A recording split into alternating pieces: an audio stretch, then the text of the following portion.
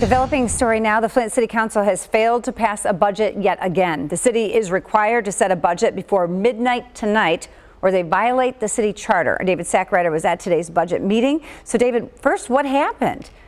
The City Council met for 2 hours starting at noon today before they lost quorum. In that time, they agreed to reconsider adopting the budget, but were unable to make it to the item on the agenda to get it passed. Unfortunately, we weren't able to get that done today, so I'm not happy with the outcome. City Attorney William Kim says failure to pass the budget today means the city will likely need to shut down by the end of the month under state law.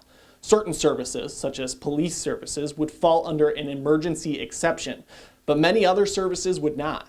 Absent a budget being passed in a timely fashion, we would be looking at having to lay off a large number of city employees until a budget can be passed.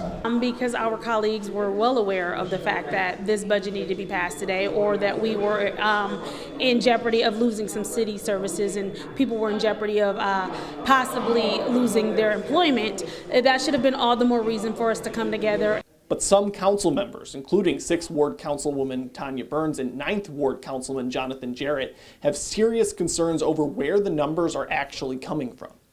When you come for budget time, you have an exact number, not like a roundabout number, and that's what we're getting.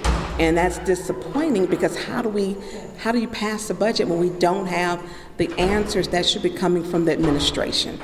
There's also an issue of timing. 3 members were absent from the noon meeting today, and 1 had to leave early. That left the council without quorum after Councilwoman Burns was removed from the meeting. Not having 3 members here and then removing the 1 member, it doesn't make sense of one. If you're stuck to just 5 people at that point, then you lose 1 person. You've lost quorum. So it's poor scheduling. At a separate press conference today, Flint Mayor Sheldon Neely called the events chicanery, saying that, quote, "It's time to stop with the nonsense and let's continue to move our community forward," end quote. In studio, David Sackrider, ABC 12 News.